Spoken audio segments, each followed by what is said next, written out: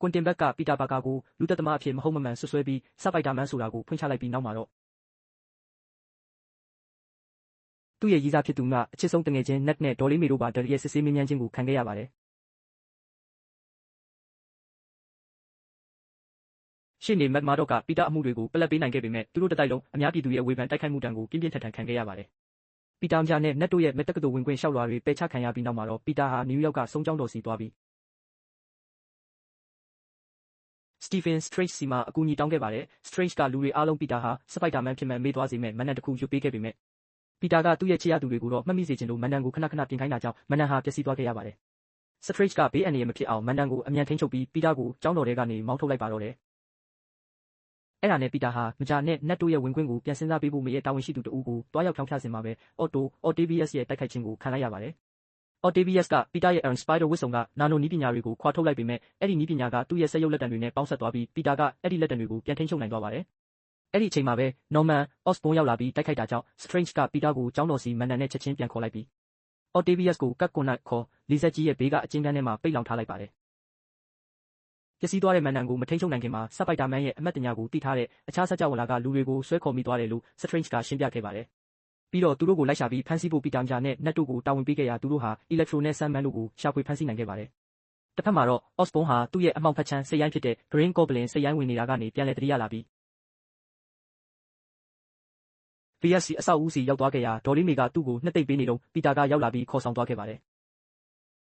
်သူတို့အားလုံးစပိုက်တာမန်နဲ့တိုက်ခိုက်ခဲ့ရပုံတွေကိုပြောဆိုရင်းအော့စဘွန်အော်တေဗီယက်စ်နဲ့အီလက်ထရိုတို့ဟာသူတို့မတေဆုံးခင်စက္ကန့်ပိုင်းအလိုမှတင်အခုစကြဝဠာတွေကိုဆွဲခေါ်ခံလိုက်ရတာဖြစ်မှန်သတိပြုမိသွားကြပါတယ်စထရိန့်ကထိန်းချုပ်ထားတဲ့မန်နန်ကိုပြောင်းပြန်လှန်ပြီးဗီလိန်တွေကိုသူတို့ရဲ့စကြဝဠာတွေစီပြန်ပို့ဖို့ပြင်ဆင်ပေမဲ့ပီတာကတော့သူတို့ပြန်သွားရင်တရားမှာဖြစ်လို့မပြန်ပို့ခင်သူတို့ရဲ့ဆွမ်းအားဆိုးတွေနဲ့စိတ်ဝေဒနာတွေကိုအရင်ဆုံးကုသပေးတဲ့နယ်လို့ညှင်းခုန်ခဲ့ပါတယ်အဲ့ဒါနဲ့ပီတာဟာမန်တန်ဘူးကိုလူယူပြီးစထရိန့်ကိုမှန်သားပြင်ကဘာ Mirror Dimension ထဲမှာပိတ်မိအောင်လုပ်ကဗီလိန်တွေကို Happy Hogan ရဲ့တိုက်ခန်းစီခေါ်သွားခဲ့ပါတယ်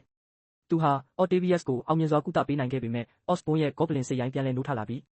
မကုသရသေးတဲ့ဗီလိန်တွေကိုပီတာကိုတစ္ဆာဖောက်ဖို့စီးရုံးလိုက်ပါတော့တယ်အီလက်ထရိုဆမ်မန်နဲ့ကွန်နက်တို့ထွက်ပြေးသွားချိန်မှာ Goblin ကဒေါ်လေးမေကိုအပြင်းအထန်ဒဏ်ရာရအောင်လုပ်ခဲ့ပါတယ်ဒေါ်လေးမေမတေဆုံးခင်မှာပီတာကိုကြီးမြတ်တဲ့စွမ်းအားနောက်မှာကြီးမားတဲ့တာဝန်ယူမှုရှိရမယ်ဆိုတဲ့စကားကိုမှာကြားသွားခဲ့ပါတယ်တစ်ဖက်မှာလည်းနတ်ဟာစထရိန့်ချရဲ့လက်စွပ်ကိုတုံးပြီးကွင်းပြင်ပေါ်တွေဖန်တီးနိုင်မှန်းသိသွားပြီ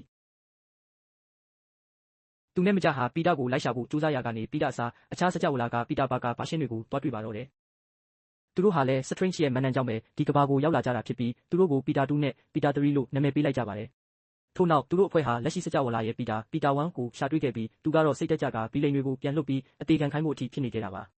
ါဒါပေမဲ့အခြားပီတာ2ယောက်ကလည်းသူတို့ရဲ့ချစ်ရသူတွေဆုံးရှုံးခဲ့ရတဲ့အတွေ့အကြုံတွေကိုမျှဝေပြီးဒေါ်လေးမေရဲ့ဂုဏ်သိက္ခာအတွက်ဆက်တိုက်ပွဲဝင်ဖို့အားပေးခဲ့ကြပါတယ်အဲ့ဒီနောက်ပီတာ3ယောက်လုံးပေါင်းဆက်ပြီးဗီလိန်တွေအတွက်ကုထုံးတွေကိုအတူတူဖန်တီးခဲ့ကြပါတယ်ပြီးတော့ဗီလိန်တွေဖြစ်တဲ့အီလက်ထရိုဆန်မန်နဲ့လီဇက်တို့ကိုလေဘာဒီရုပ်ထုကြီးစီညှခေါ်ခဲ့ကြပါတယ်ပီတာ1နဲ့ပီတာ2တို့ကလီဇက်နဲ့ဆမ်မန်တို့ကိုကုသပေးခဲ့ပြီးအော်တေဗီယက်စ်ကလည်းအီလက်ထရိုကိုကုသပေးဖို့ရောက်ရှိကူညီပေးခဲ့ပါတယ်နက်ကလည်းပေါ်တဲ့တစ်ခုကတဆင့်စထရိန့်ကိုမှန်သားပြင်ကဘာထဲကနေပြန်လဲကယ်ထုတ်ပေးနိုင်ခဲ့ပါတယ်အဲ့ဒီအချိန်မှာဂေါဘလင်ရောက်လာပြီးအထင်းကုတ်မဲ့နေတဲ့မန်တန်ဘူးကိုခွဲပစ်လိုက်တာကြောင့်အခြားစကြဝဠာတွေကလူတွေအလုံးရင်းနဲ့ထပ်မံဆွဲခေါ်ခံရပါတော့တယ်စထရိန့်ကသူတို့ကိုမလာအောင်အစွမ်းကုန်ထိန်းထားရချိန်မှာဒေါသပောက်ကွဲနေတဲ့ပီတာ1ကဂေါဘလင်ကိုတပ်ပစ်ဖို့ကြိုးစားပါတော့တယ်ပီတာ2ကတားဆီးပေးခဲ့ပြီးပီတာ3ရဲ့အကူအညီနဲ့ပီတာ1ဟာဂေါဘလင်ကိုကုထုံးစေးထိုးပေးနိုင်ခဲ့လို့နော်မန်အော့စဘွန်ရဲ့စိတ်မှန်ပြန်ရသွားခဲ့ပါတယ်စကြဝဠာပေါင်းစုံ Multiverse ပျက်စီးမဲ့ဘေးကကာကွယ်ဖို့တခုတည်းသောနည်းလမ်းဟာလူတိုင်းရဲ့မှတ်ဉာဏ်တွေကနေသူ့ကိုယ်သူဖျောက်ဖျက်ပစ်ဖို့ပဲလို့ပီတာ1သတိပြုမိသွားပြီစထရိန့်ကိုအဲ့ဒီအတိုင်းမန်ဒန်ရုပ်ခိုင်းလိုက်ပါတယ်ပြီးတော့မကြာနဲ့နက်တို့ကိုသူတို့စီပြန်လာရှာပါမယ်လို့ကတိပေးခဲ့ပါတယ်မန်ဒန်အလုပ်လုပ်သွားပြီးနောက်လူတိုင်းဟာသူတို့ရဲ့သက်ဆိုင်ရာစကြဝဠာတွေစီပြန်သွားကြပါတော့တယ်မစ်ခရက်တဲ့ဇက်ဝင်ခန်းမှာတော့ဗီနိုစင်ပိုင်အုပ်ရဲ့အစိပ်ပိုင်းတစ်ခုကိုခြံထားခဲ့တဲ့အဲ့ဒီဘရော့လည်းပြန်သွားခဲ့ရပါတယ်နှစ်ပတ်ကြာမှပီတာဟာမကြာနဲ့နက်တို့ကိုတွားရောက်တွေ့ဆုံပြီးမိတ်ဆက်ဖို့လုပ်ခဲ့ပေမဲ့သူတို့ဘဝလေးတွေအေးချမ်းနေတာမြင်ရလို့ဆက်မလုပ်ဖို့ဆုံးဖြတ်လိုက်ပါတယ်ဒေါ်လေးမေရဲ့ကူပေးမှန်မှာဝမ်းနဲ့ပူဆွေးနေတော့ဟပ်ပီနဲ့စကားပြောခွင့်ရခဲ့ပြီးရှေ့ဆက်ဖို့စိတ်ခွန်အားတွေရရှိကဝစ်စုံအစ်စ်လေးချုပ်ပြီးစပိုက်တာမန်အဖြစ်ပြည်သူတွေကိုဆက်လက်ကာကွယ်ပေးပါတော့တယ်